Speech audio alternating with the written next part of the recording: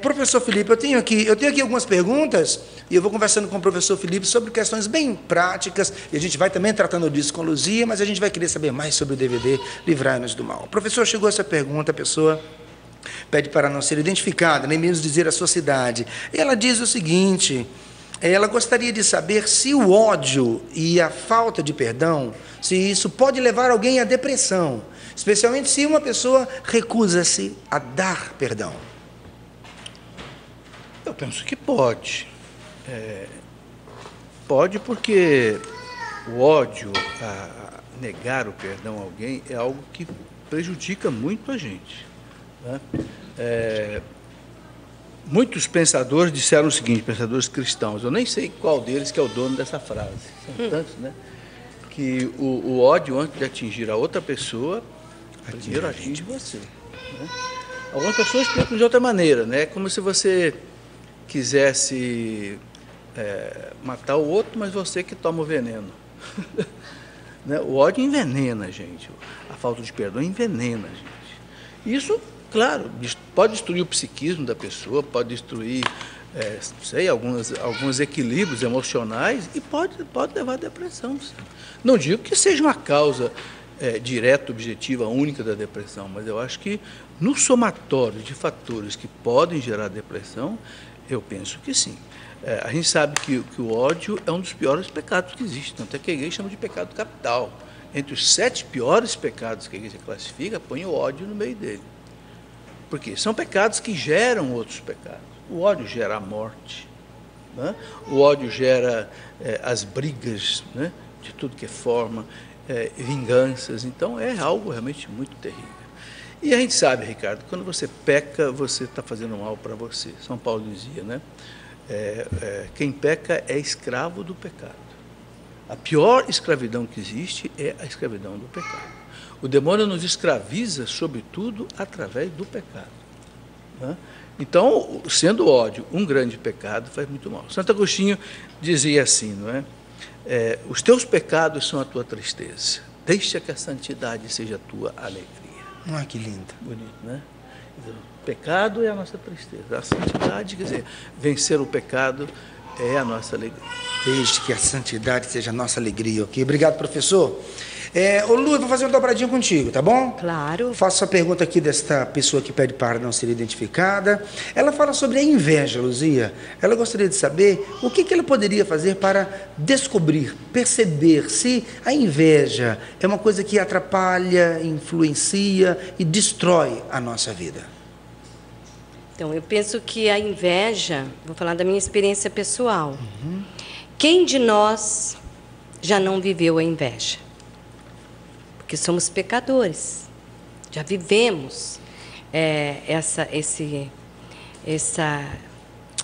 fruto da carne, como diz São Paulo, né?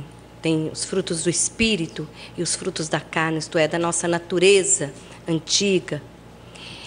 Então, a inveja, ela corrói a gente por dentro. Porque quando você está invejando uma outra pessoa, você não está percebendo as qualidades que Deus lhe deu, as virtudes que você tem. Porque quando você está na inveja, você fica supervalorizando o dom do outro e depreciando os seus. Então, quando há uma inversão, que a gente começa a perceber os nossos valores, a inveja desaparece. Pelo contrário, o valor do outro passa a ser somado com as suas virtudes. Então, por isso que eu disse, quem já não viveu a inveja? Porque são etapas da nossa existência, que nos leva à maturidade ou à imaturidade.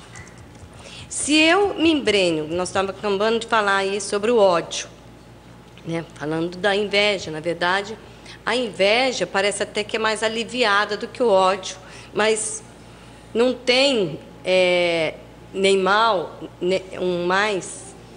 um pior do que o outro. Tudo é ruim. Não tem malzinho nem mauzão. Não tem malzinho, não tem mauzão. É tudo mal. Então, quanto mais eu caminho para perceber os dons que Deus me deu e que eu sou capaz, eu vou deixando de olhar o outro com inveja. Porque todos temos valores.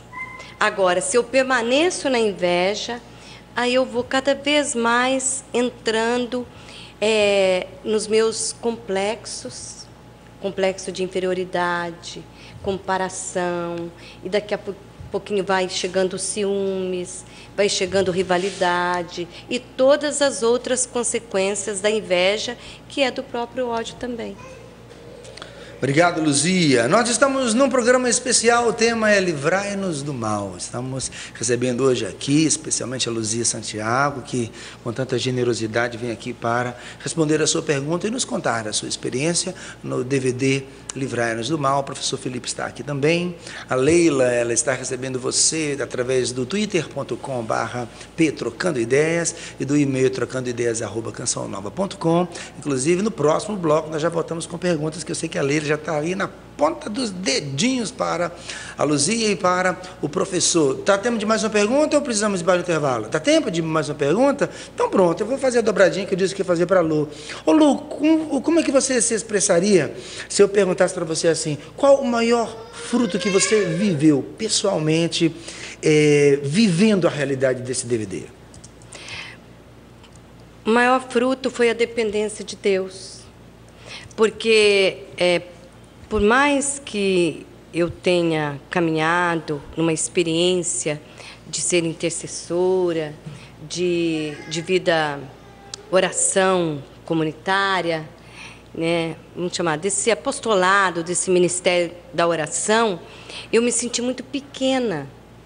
Mas quem sou eu para uma obra tão grande? Não que seja assim uma obra de arte, mas o ministério da intercessão é um desafio muito grande, porque quando você se coloca em oração, você entra em combate, e combate direto com as trevas, combate direto com o inimigo de Deus, o demônio, e ao mesmo tempo com a sua própria carne, a sua própria fraqueza. Então, para mim, o maior desafio foi me deparar com a minha fraqueza e o fruto da dependência de Deus. A certeza de que podia não sair perfeito. Há muitas coisas que não se deram como eu gostaria que fosse. Em várias coisas, também na execução do próprio DVD, na minha produção pessoal dos textos, no momento em que eu gravei, a situação emocional que eu estava, enfim, várias coisas. Mas está nos braços de Deus. Para mim é o maior fruto de qualquer entrega, de qualquer trabalho, de saber que eu estou fazendo aquilo ali, mas eu estou na dependência de Deus. É Ele que vai dar os frutos do meu trabalho. É Ele que vai fazer com que a sementinha de mostarda que eu lancei, que é o dom da fé, pela fé eu gravei, né? Vai tornar-se uma grande árvore, né? Que eu tenho certeza, muito mais do que os DVDs que serão multiplicados, mas o efeito da graça desse trabalho espiritual que muitas pessoas participaram. O grande fruto de ter visto muitos intercessores intercedendo os meses que antecederam o DVD. A Marina, quero até agradecer muito aqui a Marina, a equipe Nilda, que me proporcionaram a graça de missas diárias, orações, rosários, enfim, intercessões de um grupo imenso em favor desse DVD. Então, tudo isso é fruto. A Leila tem pergunta para o professor Felipe. E aí, Leila, através do Twitter ou do e-mail? Do e-mail. Só lembrando que a nossa produtora pediu para colocar também o telefone junto com o e-mail. Ah, o telefone e também? O endereço. Mas faz muito bem, tá certo. Se precisar manter contato, a gente agradece. É a Vanessa, de Volta Redonda, e ela queria saber, professor, se o exorcismo pode ser feito por qualquer pessoa.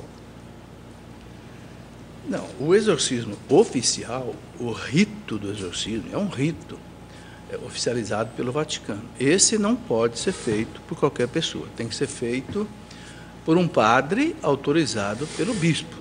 E veja, não é qualquer padre, inclusive, é um padre que tem que ser, pelo bispo, encarregado disso. Porque o exorcismo oficial é para aqueles casos em que há uma possessão realmente da pessoa. O demônio tomou conta da mente da pessoa, do intelecto, de tudo. A pessoa, parcialmente ou totalmente, ela perde completamente o controle sobre si mesma. E não é fácil exorcizar a pessoa. Uma das coisas que o demônio mais respeita, dizem os exorcistas, é exatamente a autoridade da igreja. Então, quando é um padre ministeriado nisso, indicado pelo bispo para isso, então o exorcismo, inclusive, se torna mais fácil. Agora, os chamados pequenos exorcismos, né? Quando você reza livrai-nos do mal, você está fazendo uma forma de exorcismo, entende? Então, os pequenos exorcismos, né? Por exemplo, quando você reza a oração de São Miguel Arcanjo, defendei-nos no combate, né? Precipitar no inferno a Satanás com todos os... É uma forma de exorcismo. Então, essas formas, toda a oração de libertação por uma pessoa que está... às vezes a pessoa não está possuída pelo demônio, mas ela pode estar oprimida, uma opressão, uma tentação muito forte. Então, uma oração de libertação, pedindo a Deus que liberte aquela pessoa, invocando os anjos, os santos, isso pode ser feito. Não pode o leigo, ou até qualquer padre, usar o rito oficial do exorcismo. Aí tem que ter autorização do bispo. Obrigado, professor.